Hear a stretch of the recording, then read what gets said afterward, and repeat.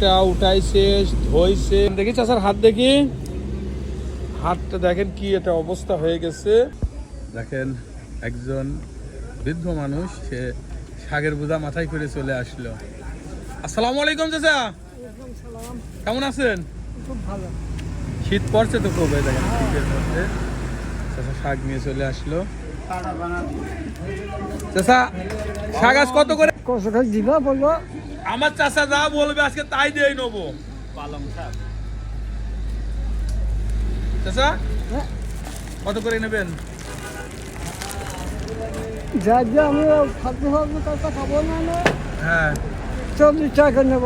চাচা ফালতু কথা বলবে না, চাচা 40 টাকা করে এই শাকের দাম নেবে। এই কিন্তু সেই চাচা। চাচার নামটা যেন কি? মান রুকমান, আমার বড় চাচার নামের নাম। এর আগেও কিন্তু এই চাচার এই শাক বিক্রি করার ছবি দিয়েছিলাম। চাচার শাক কয়টা কিন্তু এখানে সবাইকে কিনে নিতে হবে, চাচা তার মাথায় করে না যাওয়া লাগে। এখানে যারা আছে সবাই মিলে চাচার শাক কয়টা কিনে নেবেন। কত হলো চাচা? আর যদি দে আর যা যদি হবে কয় টাকা দিতে হবে? দেখেন এই চাচা কিন্তু এই শাক এই শীতের মধ্যে, দেখেন কুয়াশা ঘেরা আর শীত যেমন পড়ছে, কুষ্টিয়াতে কিন্তু শীতটা আরও শীত বেশি পড়ছে। শাকটা উঠাইছে, ধুইছে, মাটি ছাড়াইছে। দেখেন দেখি চাচার হাত, দেখি হাতটা দেখেন কি এটা অবস্থা হয়ে গেছে।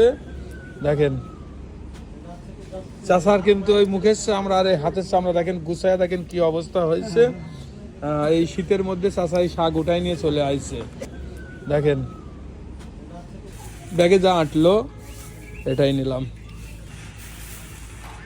এরকম লোক দেখলে শীতের মধ্যে যারা বসে থাকে তাদের কাছ থেকে প্রয়োজন অপ্রয়োজনে যাই হোক কিছু কিনবেন, দামাদার করবেন না, তাহলে এরা মনের দিক থেকে ভালো পাবে।